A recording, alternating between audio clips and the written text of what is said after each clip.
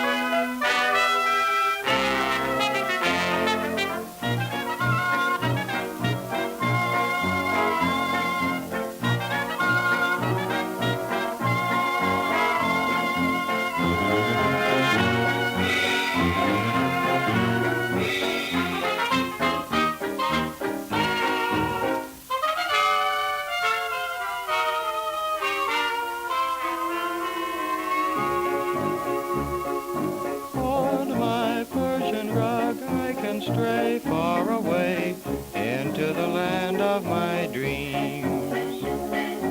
On my Persian rug wishes to all come true, and I'm Aladdin it seems. Slave men bring to me gifts of wealth and splendor, slave girls sing to me love songs tender. On my Persian rug cares of day drift away, leaving the gold of my dreams.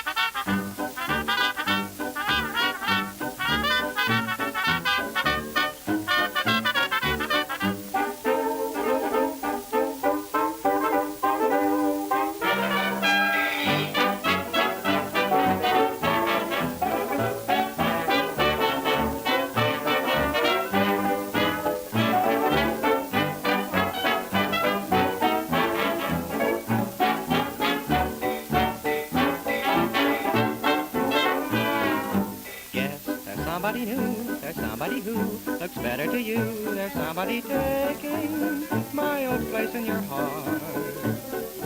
Yes, there's no one to blame, it's all in the game, but you're not the same, and there's no mistaking that we've drifted apart. I know there's something I miss in every kiss when you give kisses to me, and each little caress seems a bit less than it should be.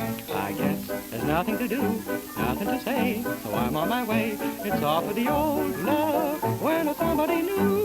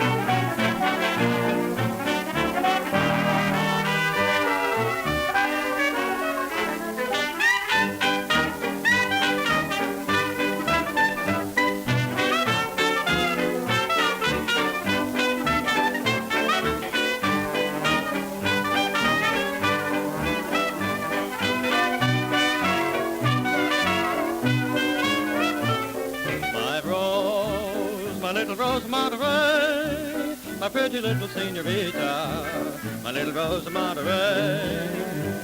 I pray that when I get to Monterey, I'll see my little senorita, my little rose of Monterey. Her pretty Spanish face and Spanish grace, can't help loving, that's all. Long to hold, just to fold, what is wrapped in her shawl, and so I think I'll soon be on my way to see my little senorita, my little rose of This is a test Monterey. transmission from vk3sl.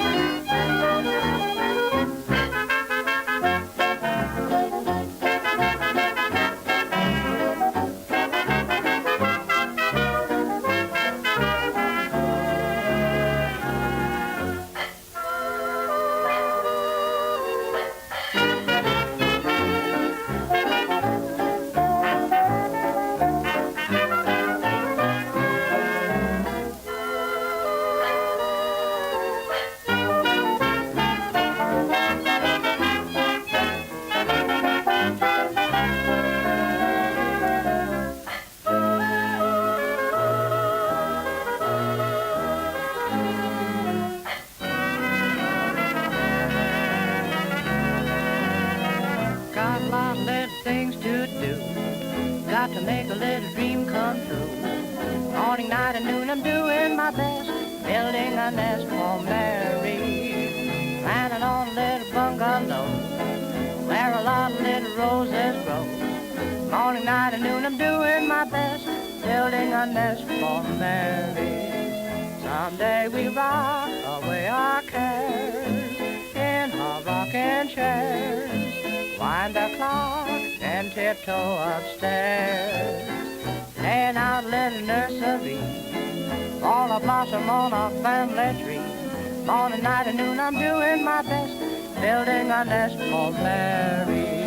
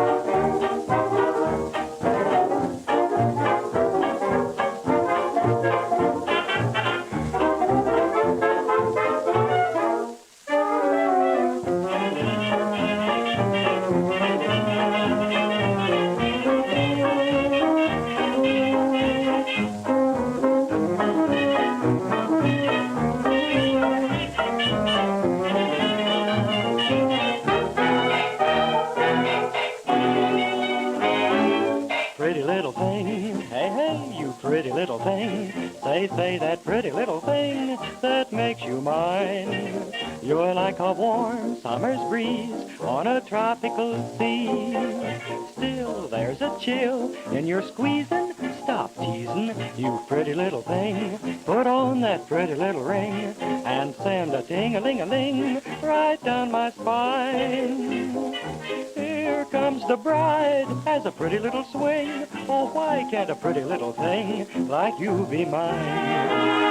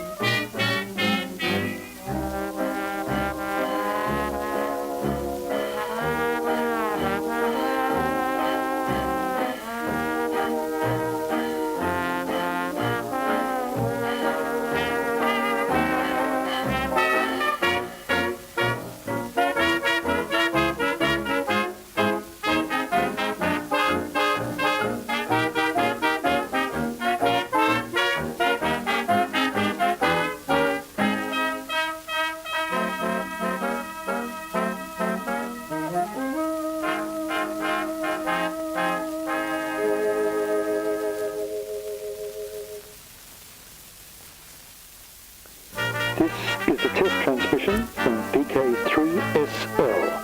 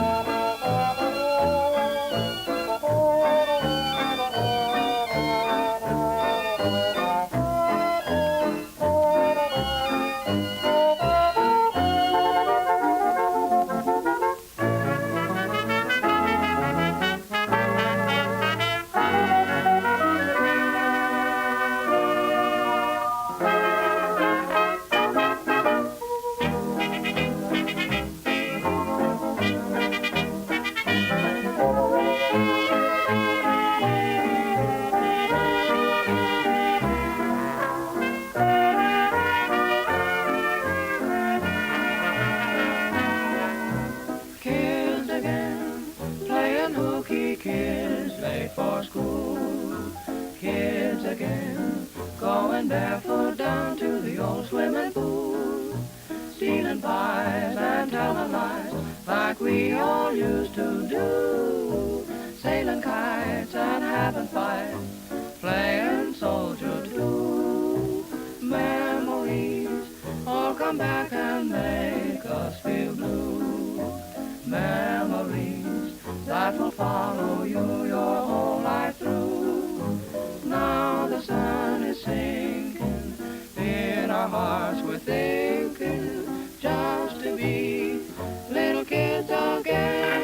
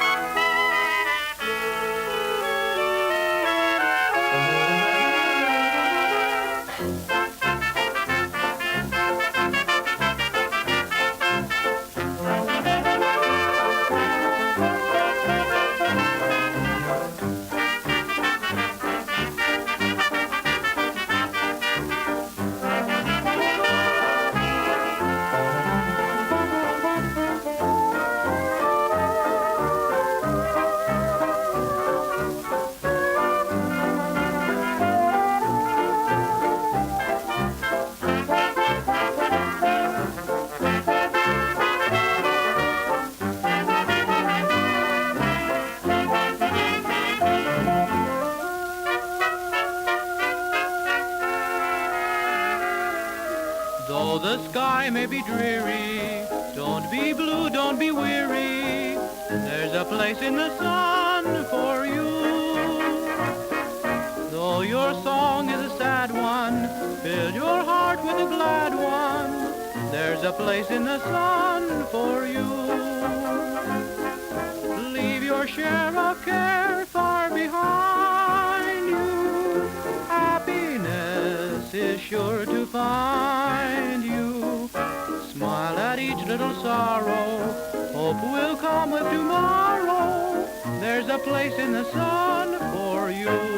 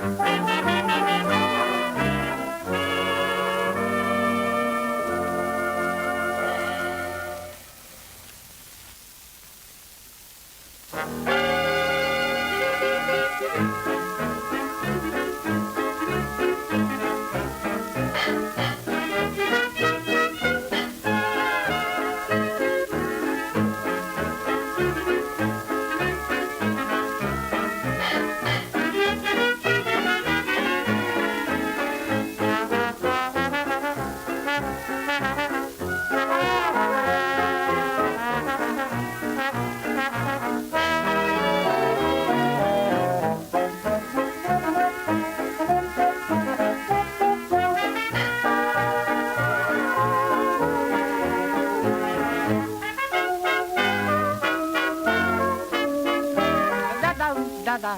I don't care for opera's grand when my sweetie says, hold my hand. That's what I call sweet music. Classic songs I never will miss when my sweetie says, come, let's kiss. That's what I call da da da da da da da ba ba ba da da da. All the little birds and the bees sing melodies, but the pretty songs they sing don't mean a thing when sweetie croons sweet nothing. You may like your rhapsody blue when my sweetie says I love you, boy. That's what I call sweet music.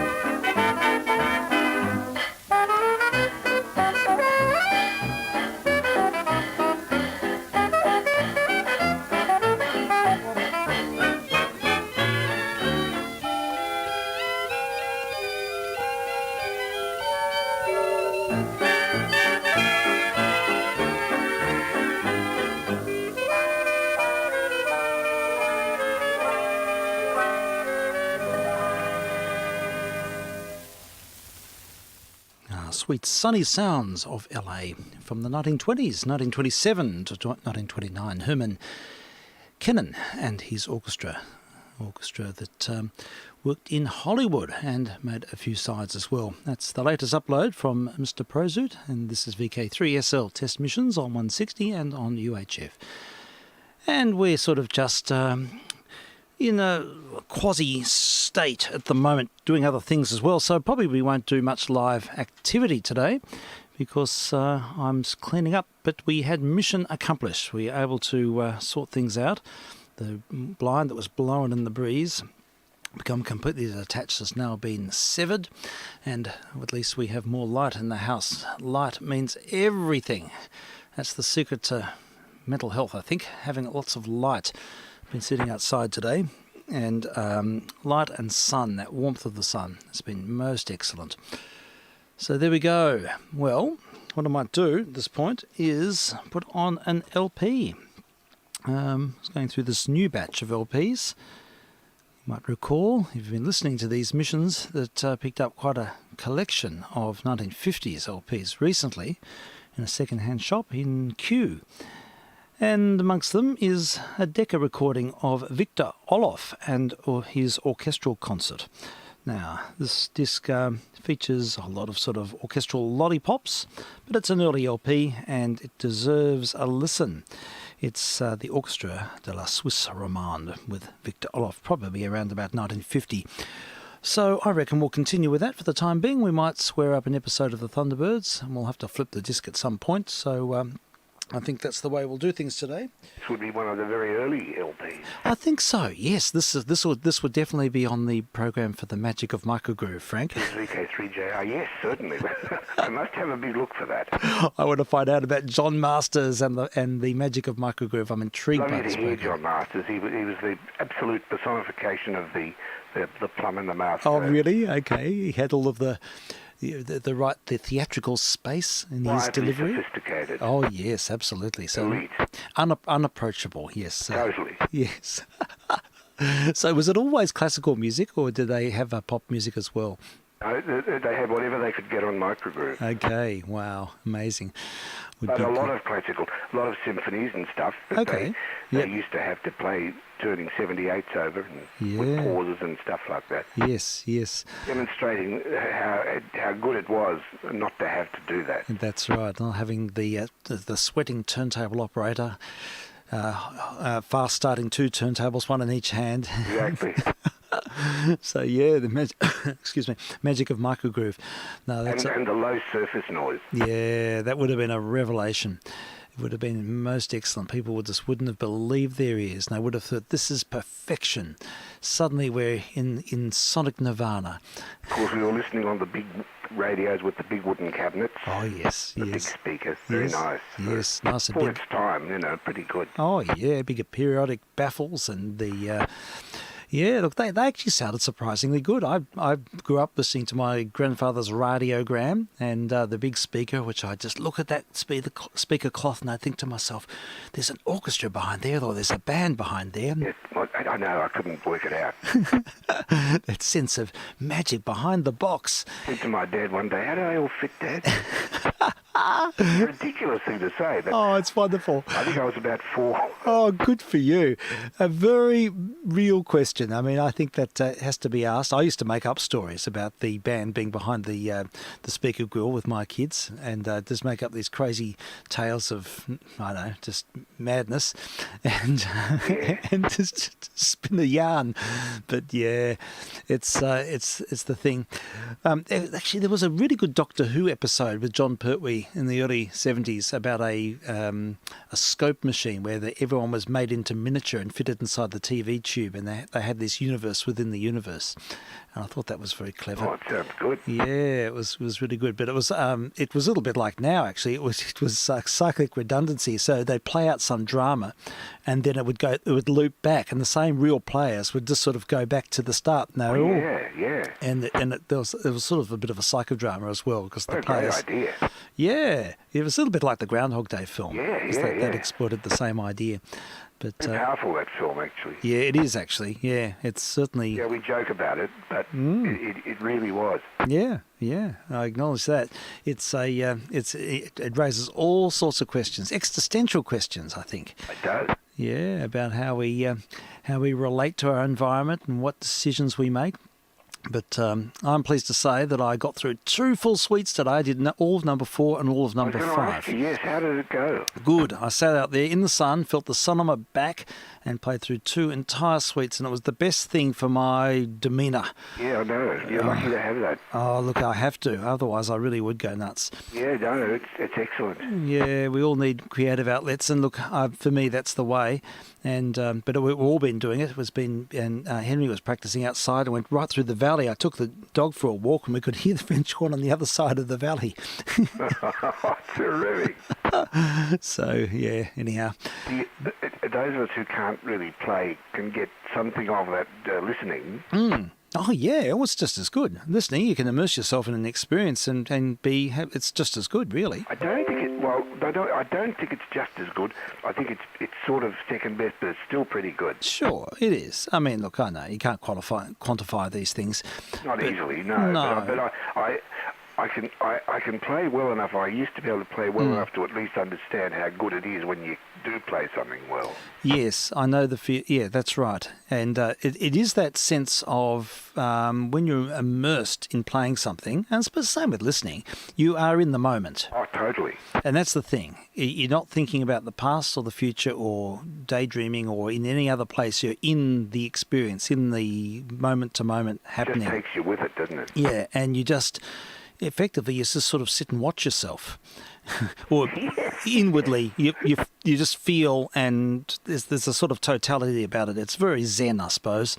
It is, but you've got to be a bit careful not to overthink it, I reckon. No, you can't. As soon as you overthink it, it just disappears. Yeah, it does. You don't want to think about it at all.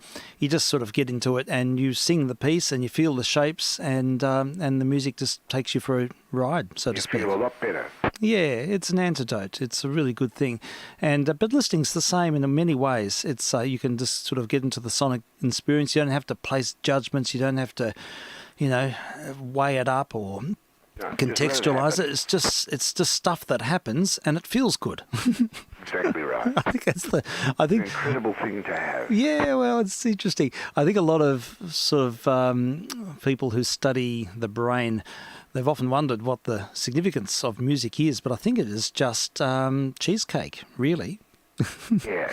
Well, as I think I might have mentioned, that it's the only activity that is known that lights up the whole of the brain. Listening to music and I imagine playing it as well. Yeah. That's look. That is completely fascinating. The whole whole sort of systemic thing about that. And I know that you were subject to an MRI test, weren't you, some time ago? Yeah, I was. Yeah. That is just fascinating. The whole business of how we experience music. Thing. Yeah, that's right. All about neoplasticity. I can't say it. Yeah, but look, they're all interesting discussion points, and music is for everyone. There's no elitism. It's all, no matter what it is, even the weirdest and bizarre soundscapes. That's right. And Yep. I really don't think Taylor Swift is a very good example of country music. Ah, you didn't like Taylor Swift? Oh, no, I like Taylor Swift, but Yeah. it's like, Okay. it's just pop music, basically. Well, it sort of is, I know. Yeah, But I mean, it's with a country feel. but she's got a country vibe, and she's playing the it's not- banjo. It's not hard and fast. Hmm. And I used to play a lot of that crossover country stuff on my missions after I finished off. I know. And no, I never commented about it, but it was just I Yeah. I've got a whole library of that stuff. Yeah. And so did you get any hits, any strikes for that? No, look, I didn't. Interestingly, I didn't at all. No issues so far. He's a megastar. Yeah, well, it often takes 12 hours for the algorithms to kick in, but I haven't heard anything back, and I don't think I've got any bad. I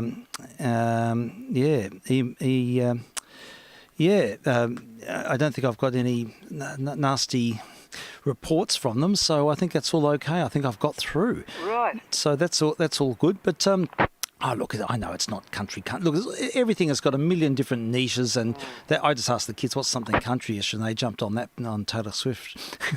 But I think she looks good playing the banjo, so I was very happy to watch her play. Yeah. Now, have you got your archive? Is it only archived on YouTube?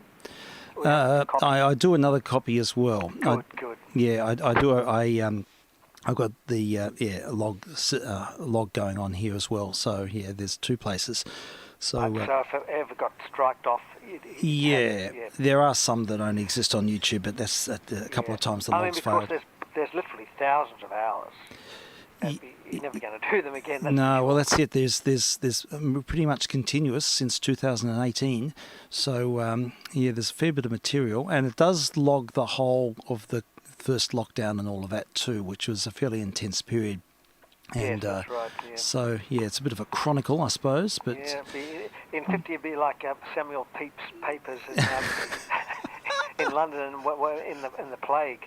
Yes, right. Yes. That Pete's diary is huge in itself. It's incredible. It's a remarkable document. Got it.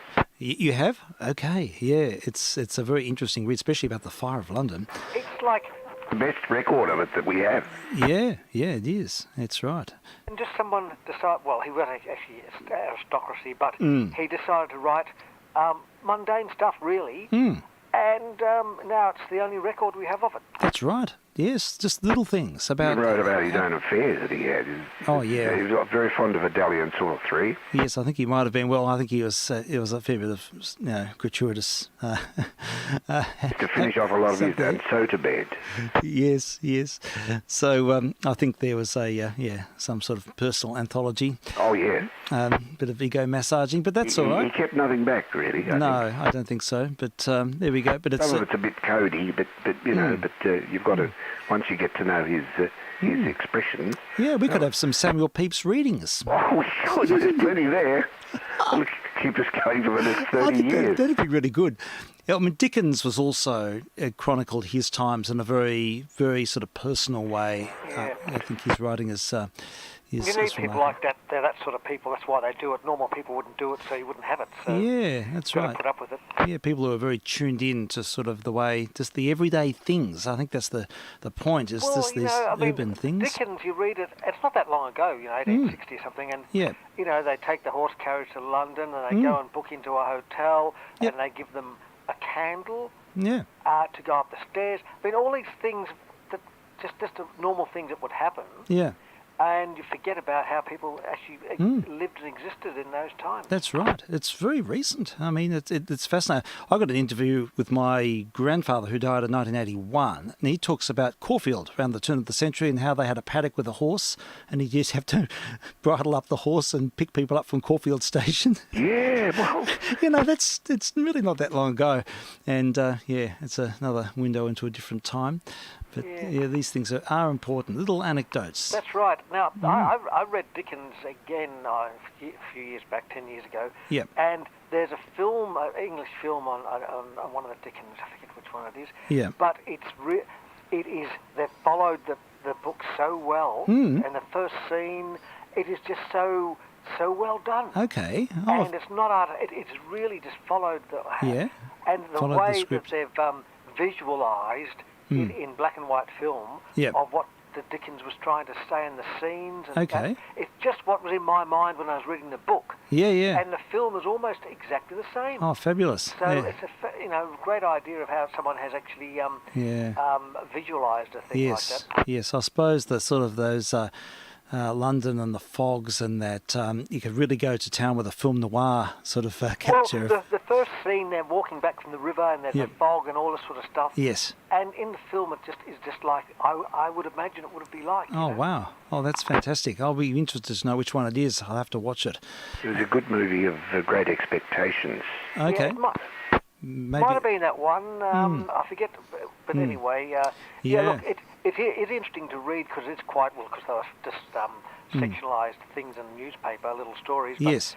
they're not hard to read, and I think they're probably a good, best insight to see what mid 18th century England was like. Yeah. Created terrifically vivid characters, didn't he? Yes. Oh, he certainly did. He Miss sort of, Havisham in her house with all the windows boarded up and everything. Yes. That's my favourite. That's great expectations. We did that at school, year 12. Okay. We used to mockingly call it Great Expectorations. Yes, I think it is. The film is Great Expectations. Yeah. And she's walking around in the past with a candle and all, and she catches fire and everything. A Okay. bit like the fat houses. Oh, now are they still there? No, they've been demolished. They've been demolished. Yes. They've gone. And so no. I've only got my photos are the only things that show. That's the fat all houses there were is of the fat houses down the road. They were amazing. They were time capsules, those houses. Certainly They really had not been touched since they were built in the 20s. It was incredible. That's right. They Yeah. were just as they were, right up to the end. Amazing. Oh, I was wondering about that, whether they developed that site. Okay, yeah. But no, all interesting. Now we should have some Dickens reading. We've got to pass a lot of time now. We need to keep this channel open for book readings, and There are some on YT, I'm sure. be good to get to hear a good actor reading Dickens. Oh, well, it reads so well because it's so suited to drama. I'd He like used to read his own stuff publicly. Yes, I believe he did. Yeah, he was sort of quite a budding thespian, wasn't he? He went over to the States because he had to make a lot of money. He was in debt. He went over and did a lecture tour Oh, okay. or a reading tour where he just read his own stuff. Oh, wow, amazing. Yeah. It was in his later life. That'd be good. No, that's a really interesting subject. The whole idea of having book readings, or just short ones, little vignettes, because it's nothing like hearing great literature read well. It's just a wonderful experience. I love hearing it. So Indeed, Leonard Teal. yeah. Oh, yes, that's right. Yes, let Can't it be do. Superman all the time. No, he's brilliant. Yeah, he had a nice grain in his voice, didn't he? Lovely. He had a great ability to vary it from Clark Kent to Superman. Yeah. Okay. Well. All in between. Well, there we go. And we could get Mr. Parker from the Thunderbirds. He had a classic East Ender accent, didn't he? He certainly did. They got that right. They certainly did. Yeah, Gov. Governor. Yes, me lady. Yeah, sort of that lazy tongue. Yeah, that's right. Oh gosh, yeah. No, that was I quite enjoyed that episode last night with the Atlantic fire and Oh, the beauty. yeah, that was all good. And there's one called Parker's Holiday too. I have to dig that one up. Yeah. So they did special radio versions of them. I know. Well, look, we started playing them, but the problem is that the only copies I can procure are really muffle missions. They're like 10th generation, and even the anthologies on CDs are really bad. So I don't know what the story is, whether the originals are not accessible or perhaps they only exist in fourth generation copies. I don't know. Right, so you're playing the TV version. Yeah, I have to play the TV ones. They come across okay. Yeah, they do. Of course, there was a lot of talking. There wasn't much dead space in them, was there? Yeah, that's right. The radio ones were fairly dense, and you don't get much of Barry Gray's score. And for me, that really carries it. I sort even if you miss out on some of the nuances and some of the narrative, just the music alone and the sound effects, your imagination can fill the gap, I think. Yeah, that's right. And I've been usually cooking dinner while I've got them on, I think they hold up pretty well. What I did like about the radio ones, though, was to hear Jerry Anderson talking about the production before. Oh, yes, that's right. Yes, and that particular series, I think it was, it was done later, and he did talk about them and gave some insights. That was good, but I just don't understand why the quals were so bad. Oh, I know. It was unlistenable. Well, it must have been hi-fi when they were made. Oh, they would have been, but so maybe they've canned them so they can't for copyright reasons. Maybe that's what it is, because it seems to be a bit of a tight ship with that program, and that's why I got my strike, and I've been a bit careful ever since. And maybe they've they've just dealt with it by having a low-grade version. I don't know. Someone must have the copy. Oh, they'd be out there. They'd have to be out there. It was bigger than Texas. It was a huge program. It exactly. Was even if someone put them on cassette, that'd still be better than the super muffle missions. Totally. And look, I think they'd also be. I haven't investigated things like SoundCloud. The only problem with SoundCloud's got a massive amount of stuff, but the problem is you've got to bloody well subscribe to use it, because it's like.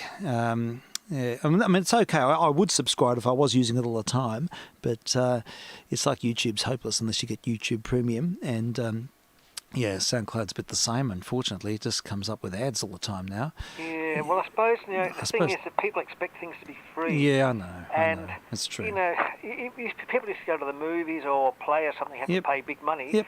Now they expect to get everything for free. It's true. And who's going to pay for the million gigabits of server space they need? Yep. No, they've got to have a business plan. plan. Everything should be free, like free public transport and stuff. I mean, yeah. You've got to have some value. Well, look, I have to say, pay for it to run. Well, YouTube Premium for me has been an incredible value for money. It's seamless. It enables me to assemble playlists. It's I can access my history, so I can sort of get inspiration. And then it's really easy to find. The whole format lends itself really well to this sort of thing. I love YouTube, and what I like now, I'm using a lot, is the voice search. Oh, okay. And that's working well? Very well. Oh, very good. Excellent. Okay. So, yeah. It's like, look, I've had Premium for a while, and sometimes I go use a computer that's not logged in, and I think, I can't use this, it's just crap. And I think I can send people a YouTube link, but if you haven't got Premium, it's probably just ads they get. Yes, I don't know. True. But same for me. It's my most important. I think censorship's a problem now, but it's the most important information thing I get. A lot of things that are more controversial have gone on to Rumble or Library or whatever. Yep. Because they just can't put anything that's not the government line on things online anymore. Of course, YouTube will take them off. So it's bad, because then YouTube's going to lose people go to these other formats, and they can take they can start to get quite a following. And YouTube might, it's happened before. They could end up on the bad end of the stick. Oh, well, these sort of things, I suppose things come and go. As a news forum, I suppose it's good to have diversity. As an archive, though, for historic material, that's really what I see YouTube as, is just this amazing repository of historic stuff. It's really the go-to place for the rarest of the rare. I mean, there are things there that just floor me. Things turning up all the time that it seems to be where a number of public archives and things are choosing to dump their entire collections, like the Pathé films and the movie tones. And well, it's such an accessible and easy to use platform. so that's why. From that point of view, it is just remarkable. I'd never use it really as a news source, but as a historic sort of access point for historic material, it's just second to nothing. Really. That's right. I've got to go and eat. So I'll yeah, sure. Okay. switch on the recorder and be back later. Yeah, no worries. That's all good. All right. We'll see you soon, Frank. Thank you. And Take care, both. Yeah, sure. We'll catch you soon. vk3sl clear. Yep. Cheers for now. All righty. Yeah, but the only trouble is you don't know where. There's so much there. Where do you start? Where do you look? There's probably things that I'll be amazed by, but how am I ever going to find them? Well, this is where the, I suppose... A lot of things are just by chance or whatever. Yeah, well, it's the algorithms that sort of pick up on keywords that you look up, and then it sort of does... sort of a quasi-build, I suppose, and that tends to work. I find a lot of things just because of what appears in association, but I suppose I'm a product of I'm being potentially manipulated. Exactly. But I mean, the cost for it's a very cheap, $15 a month. Yeah. I mean, when you consider what people pay for buying coffees or go to a show or something, it's totally. nothing. It's nothing. It's Absolutely a couple of cups nothing. of coffee. Yeah. And I don't know why people even bother watching free-to-air or cable TV. You can get all of that more on YouTube for $10 a week or a month, and you can have it in HD or whatever. And it's you're totally in control of it. And just I think the sooner the old formats die, the better in some respects. Yeah, well, it's the go-to place for a lot of things, and a lot of movies are there, and they seem to be... I think they've got a good system now for giving copyright sanctioning, and so that any monetising now goes to the holder, and it means that people can put things up, and it gets appropriately siphoned off, or there's a formula that makes everyone happy most of the time. I mean, when you think of the amount of material that I've put up through second or third sources, I mean YouTube to YouTube and logging, and really I've only ever had one strike, and I would have put up thousands of items, and so it's pretty. I can't complain. It's pretty good. But you just got to be careful when it does happen. That was a Thunderbird. Yeah, it was. Yeah, it seemed to rock the boat. Don't want to rock the boat. It went to a review, and that's when they sort of got a little bit serious about it. So you can put up the TV version, but not the radio version. No, the radio ones are fine, but the yeah. But I put up so the TV version was already there. I just reloaded it. Yeah, I know. Like you think, well, it's been up, so I know. How can it be? But obviously they've changed their thing. But how come in retrospect the other one hasn't been canned as well? And mine's only got sound. This one's got the other one's got the picture. I don't know. Yeah. It's some crazy algorithm. It's probably to do with propriety or what country you live in, or it may have triggered something else, and the other one didn't, or it could be all sorts of. But the trouble is they've got so much, trillions of downloads. There's no way they would even know what they've got. I can't imagine they would. Like it's just a chance thing. You put something up, and it may or may not be triggered. Yeah. It's just the amount of material, the gigabits a minute sort of thing going up.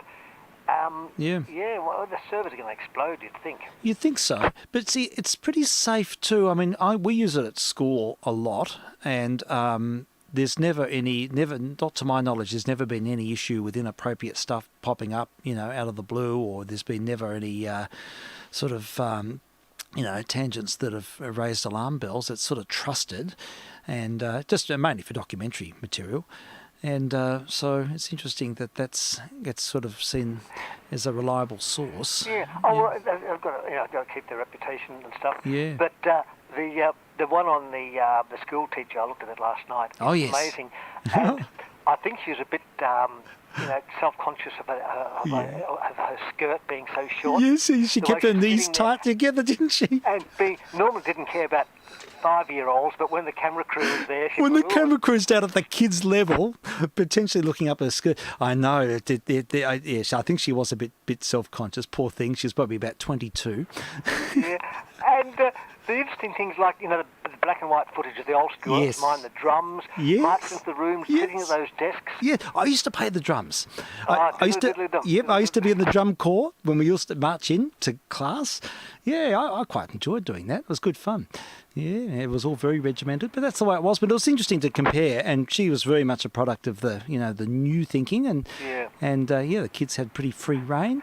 It's like the school, the old school. Like I went to the old school, which was the Spanish mission design. Yes. And it, I spent 7 years there or whatever. Yeah. It was like, to me, it was 7 years in jail. Okay. You'd go around to the school, you'd be locked in there, and from the 9 till 3:30, and you'd go to these rooms, and there was no facility. There was shelter sheds if it rained during, lunchtime or something. Yep. There was no facilities apart from the classroom. There was taps outside. There was 2 staff rooms, upper and lower, because it's a 2-story building. Yep. And he started on the bottom and he went up as he went up in the classes. And there were 2 staff rooms for the teachers, very basic. And if something special happened, they used the staff rooms like to show the movies and things like that. Yes. And the teachers don't know what they had to do. So there was no common areas. The toilets, you wouldn't go to them if there was a public toilet. They were open, like no roof, and you'd go into them, and they had the urinals just in the open, and the cubicles would have had no roof, smash bowls. Oh, really? And there's terrible pull chain things all leaking with Yes, I remember those. And I used to hold on. I would never go to the toilet in school. Ah. Because they were disgusting. Yeah, I do remember them being pretty bad too. And the school, it was like a prison for 8 years of your life. Yeah. And it was just crap. We never went on any excursions. We never did anything. Yeah. We had, as I said, the movie man came around twice a month. And we had a 78 record player. That was the only AV equipment they had in the school. I had a slide projector, I think. Yeah. Well, you see, you learn, you develop these sort of tribal instincts and you find ways to make sense of it all. But I suppose you don't know anything different. That's the way it was. No, it's terrible. It's just the way. Yeah. I gather it was better from hearing from my parents. It was better than being beaten up by the brothers. Yes. Who were they? The Christian brothers. Oh, yes, that's right. Yes, there was all sorts of horrible things. It was better than being beaten up and abused by them. So I suppose they thought it was fantastic. Yeah. But I mean, it still wasn't very good. No. Well, things are, with that film is the case in point. Things have moved on leaps and bounds, but schools were pretty sort of bleak places for a lot of young people. It was very regimented. The kids jumping off and climbing on the rocks with bare feet and jumping on the ground. Oh, I know. Fantastic. And allowed to go to a lighthouse. I know. They didn't even have helmets on outside. Oh, helmets, no shoes. Hey, that was Point Lonsdale, I think, don't you reckon? I think so, I think it was Point Lonsdale Lighthouse, and they're all picking up crabs and things on the beach. Oh, I would have liked to have been in her class. I reckon she was good. That's right. Yeah, and the kids can draw a painting of an angry crab. Yes, that's right. Yes, the angry crab. We didn't see a speaker on the wall. I was looking for them. Must have been a school that didn't have Australian sound. Didn't have Australian sound. The speaker with a little knob on it, and I know, the baffle, the octagonal baffle. The voice of God would come through that. Yeah, that's right. Yes. And when we used to listen to the schools programs from CAR, and they had women's voices. And they always had the amp up to. Of course, people they turned the knobs down in the rooms. They turned the volume up in the office. Yes, that's right. So it was always. You have a volume more. So the thing is that you could hardly understand what was being said on those muffled electromagnetic speakers in the baffle. Yeah. About 10% clipped, and you had to try and understand what they were saying. Yeah, that's right. Like a transistor radio with a flat battery. I do remember. That's exactly my experience too. Yes. 6C and 5s were being glowing red. They would have. No wonder they're all gone. Got low emission. This is why, because they charged up too much. There's too much resistance. Yeah, there we go. So, yes, the classroom experience, but it is interesting seeing it all profiled, and I did warm to that video. I thought it was good because of the way it was made, and it didn't have the big documentary, voice of God. We just had Mrs. Gorbachev. That's right. Yeah, it was that sort of name. That's right. I think some of the comments. How would the kids pronounce it? Hello, Mrs. Whatever. Yeah, whatever. Yes, Mrs. C. Yeah. No, but she had nice bracelets on. Yeah. Anyhow. There's that film I've got up, Life on a Sheep Station. Oh yes. There's a segment there at the local school. Oh, okay. Which they in the bus singing the tune. They go to the school and do all that stuff. Yep. And that's sort of like a country school. But that would have been in the 60s, I think. Okay, sure. So that sort of shows what the school was like then. Okay. Yeah, so it's interesting. They're putting some really good stuff up. They are. They've been busy. No, it's good. It's important. I think it's nice to get some retrospectives, and especially when people got time to reflect a little bit. And it's and that previous one, I think on Melbourne, was quite interesting too. Good shots of the city and that stuff back. Oh yes, that's right. Or something, Yes. That was set in the when was it, 60s or which one was this? Was that? There's one now in retrospective or something about Melbourne. Okay. Yeah, and there's like most of it's pulled down now. But yeah. Okay, I'll check that one out. I'll probably have watched it. There's I think it's got the trams and things in it. Yeah. Yes, it's got all that sort of stuff. Just some street scenes. Yeah, so it's all very good. And someone made a comment on one of mine about dates or something, and I think it was that one about the last one about the Mitters for End of the World or something. Oh yes. And said what was it? Oh, the date. What did I forget? Anyway, it referenced back to the film On the Beach. Oh. And one of the famous things there was, I don't know what it was, about the Radio Australia, where the guy says, yes, Vic Kennedy, this is Radio Australia on the 8th of July, 1966 or something. Right. Well, no, 86. And someone wrote in and said, oh, that's the date on the calendar in On the Beach. Oh. And I had a look at I've got the CD of it.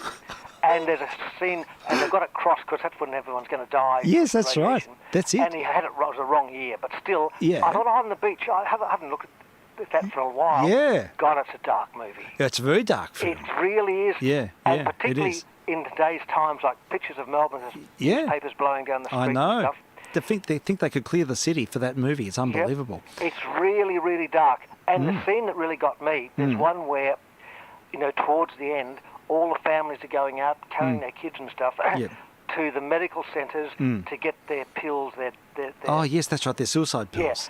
Yeah. And instead of getting an injection, they're getting these pills. And I thought, well, that's a metaphor for maybe, considering. And it just is a dark movie, more than I ever thought it was before. Yeah. And the thing is that they were facing this end of the world scenario, and they had a few months to do whatever, live it up. And and it had a big impact on me because I thought, well, that's the way the world's going to end, So I was about 7 when I saw it. Yeah.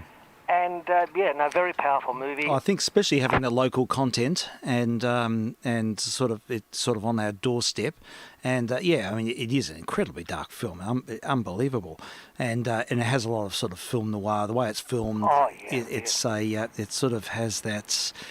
Everything is got that suspended animation. Yep, that's right. And the blind and the Morse key. Oh, that's right. Yeah, but it's sort of everything's like it's in slow motion. That's the feeling I get watching that movie. It feels like the whole thing's in slow motion. It's just got this. It's some weird way it propagates, but it's a very interesting film, and it can be. I'm sure people can make parallels. I've only got. I think it's the only DVD of a film I've got. Oh, really? Okay. And, Yeah. So the thing. And Mr. Long's in it. Who is? Mr. Long's in it. Oh, yeah. Yes, he's an extra in the last scene. Look, I know quite a few people say they were in that film. Oh, really? I think it's a thing. All when they're 2 years old, of course. Yeah, I know. That's right. Yeah, he was a kid. There's a guy does on YouTube. He famous films in Australia. He goes into the locations. Oh yeah, it's quite interesting. Sure. And he's done one on the beach, and he goes to all the locations. Oh really? And all that stuff too. Wow. Oh, that'd be good. It's really interesting. He goes to the Coke bottle place, Yep. and he goes to the oil refinery and the beaches at Frankston. Yes. And he tries to go to the farm Yeah. where they meet or whatever, Yep. but of course it's just a suburb up Yes. in Yes. well, not Yeah. near Dana. What's the place called? Those terrible areas. Yes, I know. Sorry, people live there. But yeah, it's all just suburban streets. But he Yes. thinks he's found the No, but- tree still there where they were standing under or whatever. Oh, right. So he actually found a few, like, landmarks. Yeah, And but- how about the Balan receiving station? Did he go there? Or did he go to Werribee? Was it Werribee or Balan? It was Balan, wasn't it? It was Balan, yes, that's right. Yeah. That's little sneak preview of all of the AR7s. I know, they must have had all the Morse code emitters. Yeah. But, yeah, so it's all filmed there. Okay, oh, it'd be good to see that. I always like sort of situational Yeah, things. he does it it's quite good the way he does it as well. Yeah. And it's amazing how many things are still there. Like Frankston, he found one shop in Frankston that was still there in the scene. Oh, really? Everything else has changed. Okay, I'll have to check that out. Is that on YT? Is that on the... Yeah, it is. I'm sure you'll find it. Yeah, on the beach. I'll look it up. Yeah. It'd be good to see Like that. he does it on Mad Max and all the other local Yeah, films. okay, sure. Yeah. But he's done it on the beach one, which is... Yeah, that's quite another good. epic film, Mad Max. He shows a clip, then he goes to the place and Okay. stands in the same place to see what it's like. What it's like now. Yes. Yeah. He tries to find the pier Yep. where the ship was and where the submarine landed, but Yep. he couldn't get there because it's a secure area Oh. in Williamstown now. Really? Okay. All this sort of stuff. Okay, fair enough. Oh, what's all the good story? Yeah. But wasn't there a famous sort of reflection on wasn't it Gregory Peck? No, it was Ava Gardner said she thought Melbourne was the arse end of the world. Well, apparently that's just... Might He be. didn't really say that. I think he mentions that all the research he's done... That actually wasn't said. No, that's right, yeah. Okay. Oh, it's a good story. Yeah, good stuff. All right. Now I have to watch. I haven't watched it for a while. We watched it as a family a little while ago. It prompted a bit of discussion, but it's it's a powerful film and it is very dark, as you say. Absolutely. Yeah. Oh well. Got the lighthouse. That's Yeah. the first scene, I think. I think it is. The lighthouse picks up the phone, the peg phone, and Yes. rings up. Yep. Okay. Very good. All right. Well. All righty. Well, back to the music, or Back to the music. I'll whatever. put on a bit of music for a bit, and then we might have another Thunderbirds, and we'll see how we go from there. But always good to catch up, and we'll see you soon. Radio. Okay, vk3sl testing on 160 and also on UHF.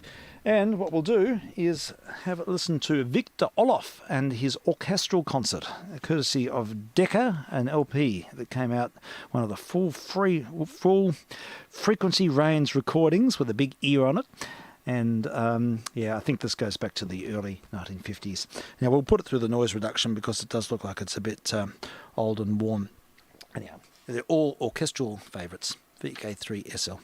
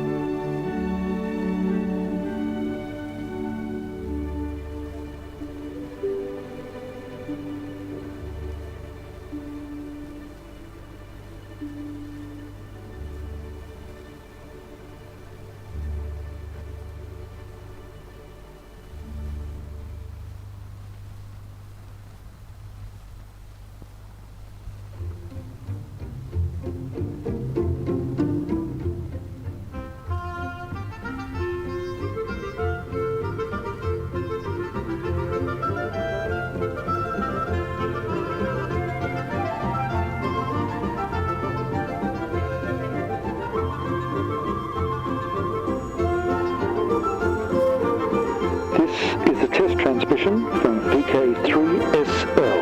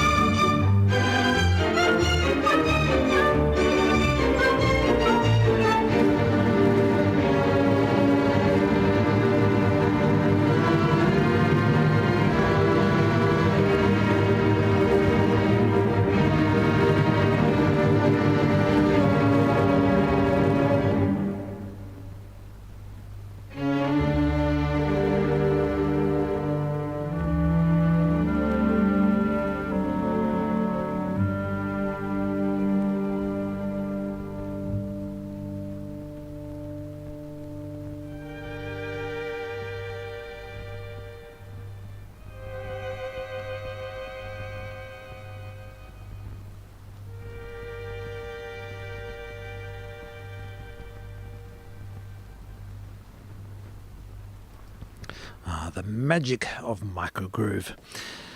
And the music of Victor Olaf and his orchestral concert with the orchestra of de la Suisse Romade of an old Decca LP LX4031 from about 1951-50, early days of LPs, and quite nice to hear. That actually captures very nicely, and notwithstanding a bit of vinyl raw, but that's all a part of the experience. So there we go, folks. We'll now defer to an episode of the Thunderbirds. We'll hear The Pit of Peril. Oh, this is a brilliant episode. It all came back to me when I saw the preview. I remember seeing this, and I remember biting my nails at 6 o'clock in the morning on our big black and white TV, sitting there about 3 inches from the screen, completely and utterly transfixed. We'll look forward to your company tomorrow. vk3sl. 5, 4... 3, 2, 1. Thunderbirds are go.